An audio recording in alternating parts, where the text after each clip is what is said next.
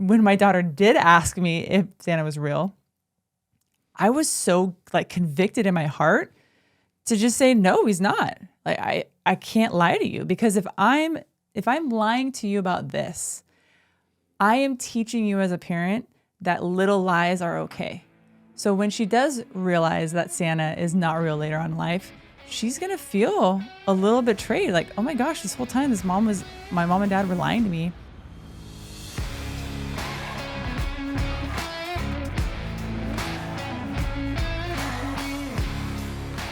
Welcome back to The Donkey and the Bee with your hosts, Brett and Laura Chotkevys, where we talk all things marriage, entrepreneurship, and finances.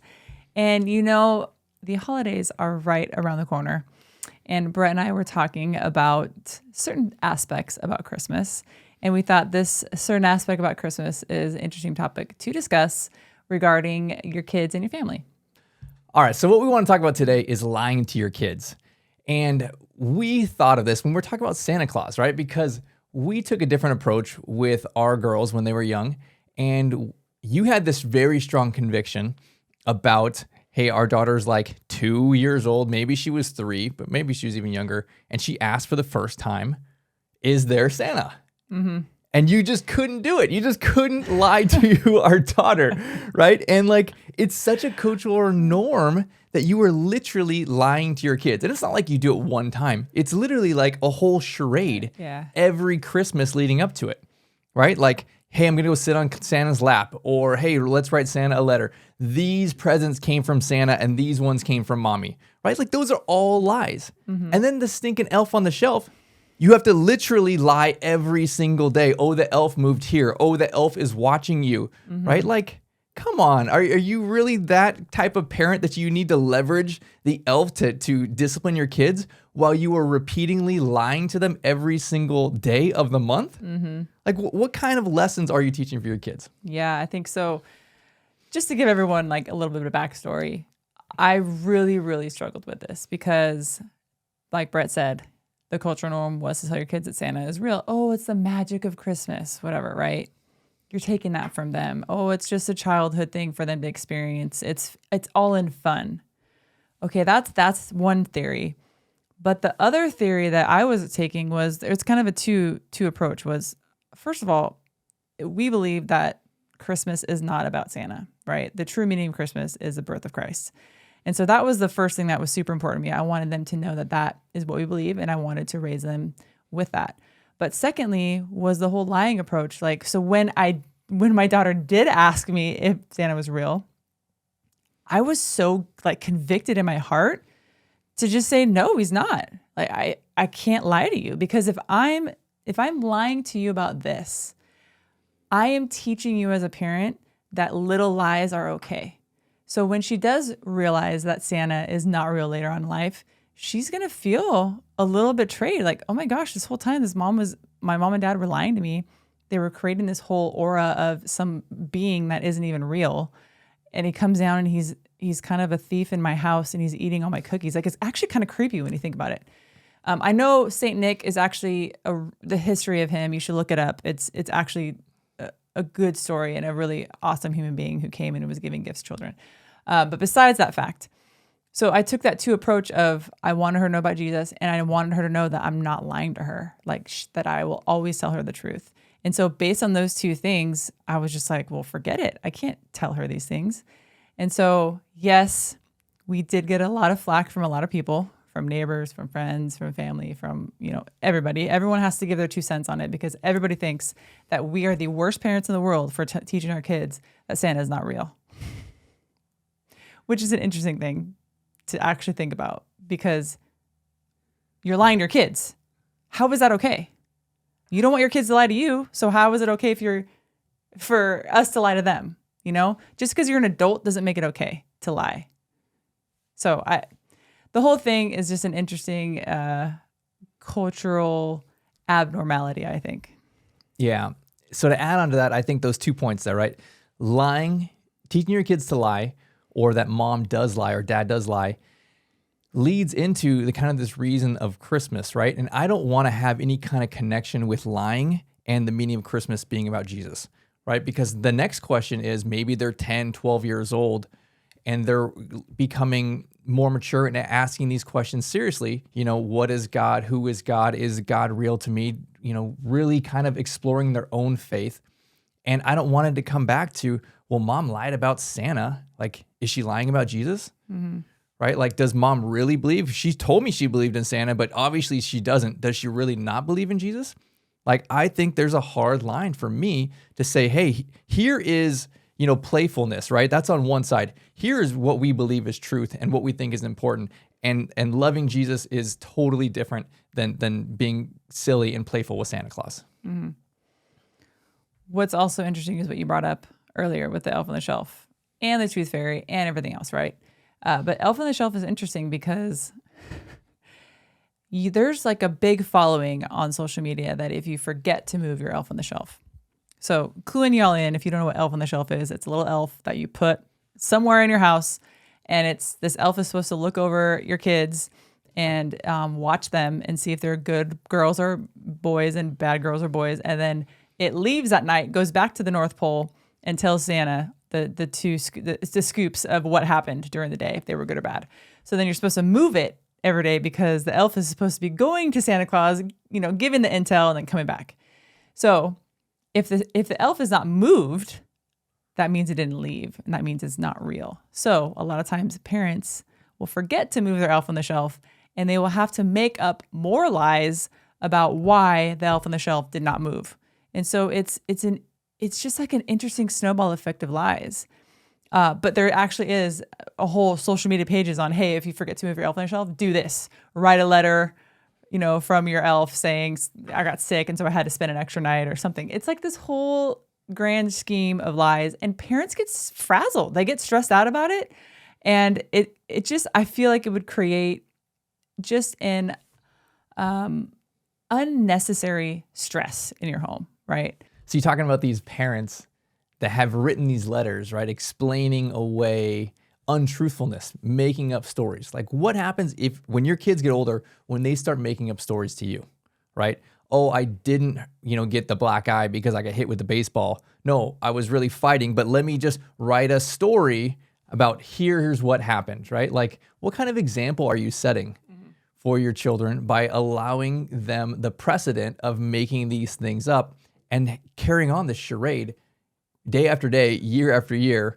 And then a lot of times the older sibling knows, right? The older sibling knows that you are lying every single day to his younger brother or sister, right? Like, what type of precedent is that? I think it's such a bad thing to do. And it's so interesting that there is pressure on people who don't do these things. Like, they're the bad ones. You should be lying to your kids because it's all in the Christmas spirit. What kind of culture is that? But to your point then, is you're actually teaching your older kids to lie to younger kids. So you're actually teaching your kids to lie through that, right? Oh, don't tell your younger sister or younger brother. Just go along with it, right? It's so interesting when you really sit back and think about these things, how much it's just it's kind of brainwashed over you, right? Like, you're thinking that it's okay. And so I challenge the parents listening to this to really just sit back and think, why do I do this? Do I really want my children to learn these things through this act? And just mill over that for a little bit of time, right? Like, and if you feel a little odd about it, oh, wow, yeah, that is. I never thought about it. Maybe it is lying. Oh, yeah, maybe I should change that. Implement it. Do something about it. Dare to be different. I remember my parents would always tell that to me as a kid, dare to be different. And you know what? We are very different in that regard. We stand out. We've gotten a lot of flack, but I stand true to what we teach our kids and how we're teaching them. And if people have any pushback, I have pushback as well. So I have a basis. We have a basis together as a husband and wife, and as parents, we back each other up, and we know that what we're teaching our children is what we want to instill in them. Yeah, absolutely true. So, okay, this is an example of like flat out lying to your kids, but I think there's other things that are also social norms where it's maybe not as blatant of a lie, but it is also socially acceptable not to talk to your kids about certain things. And I think it's just as detrimental to them. So some of the things for me, right? Like, When you're growing up, there are some parents who get uncomfortable and just will not talk about money. They will not talk about sex. They will not talk about periods or erections or masturbation, right? Like these are things that as a parent, you have to step up and address. But again, it's like culturally unacceptable to embrace that awkwardness. And really your job as a parent is to teach, and you need to teach on these subjects.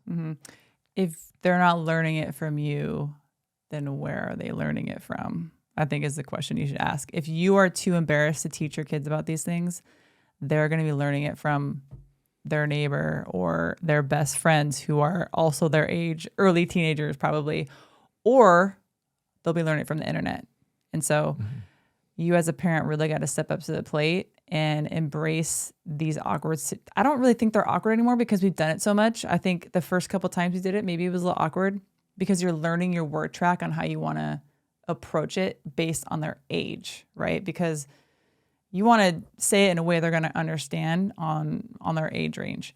So talk with your spouse about it. Hey, I'm having a little hard time on approaching this. How would you do it? I've done that many times with Brett. If there's a situation that maybe I'm talking about sex with my older daughter and I don't really know how to say it in a way that that is age appropriate to her, I'll just ask Brett, hey, how would you word this? And then he'll give me an idea. So, and vice versa. So I think making sure that you guys are a team in husband and wife. And when you're raising kids, it's a team effort. And so embracing each other in that and getting the other person's advice on that as well.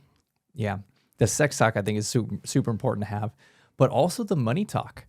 We talk to our girls and we show them firsthand. Anytime we close a new deal, we don't hide it at all. Like, here's the money we're making. Here's how we structure this deal. Here's why this is a win. This is why we are achieving financial freedom.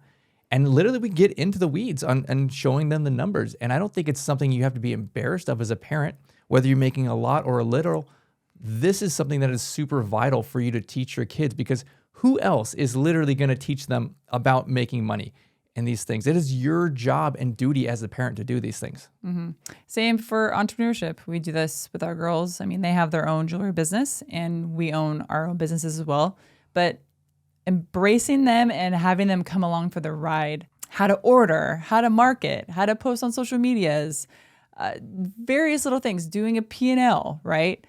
It's things that kids don't normally learn, but because they have their own business, they're able to learn and experience these things. And so we're able to have, the sex talks with them with periods and guys and everything else, right? But then we also have the finance talks, and we have the entrepreneurship talks, and we have the talks about God, and we have a lot of really in-depth conversations with our kids at the most random times. It's never like, oh, we're sitting around the table and it just happens to come up. It can be random. We're out and about at Target and something comes up and I don't ignore it.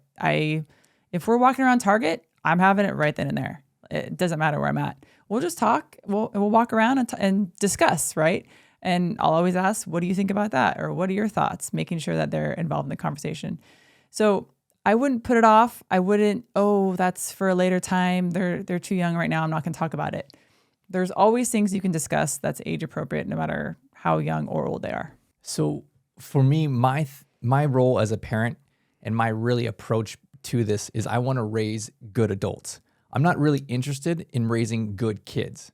And I think there's a really important distinction there. A good kid is perhaps someone who has good grades, they have their room clean, they're polite to their sister, but that has no relevance to what they're going to become 10, 20 years from now. My objective is to have them become great adults. And I think that really means that they are able to make some of their own decisions and make failures in that learning process. And then from there, have the parent to be able to have these conversations that we're talking about now to guide them and give them, like, here's real life. Hey, you went and did that. Okay, cool. What are your results now? Do you like that? Do you want to continue down that path? Or if you want to change it, how would it go? And I think that's really important for us, and really the theory behind everything we're talking about today, why we chose not to tell them at 3 years old that there's Santa, right? Because I'm raising a great adult. I'm not raising a liar, right? The same with, here's our money conversation or the sex conversation. We're having these things now because I want you to make good choices as an adult, and I'm less concerned about you messing up now. This is your time to mess up. This is all rough draft. you're on the practice field, right? Like you don't have a wife and kids and job yet, right? Once you have that and you're in the big game, I want you to hit it out of the park. But now I'm okay with you learning and me coming alongside you and getting into these lessons. Well, thank you for joining us today. I hope you tell your kids Jesus is real, Santa's fake, and your mom and dad are not liars and they do love you. So come back. We'll see you next time. Like and subscribe and have an awesome Christmas. Merry Christmas.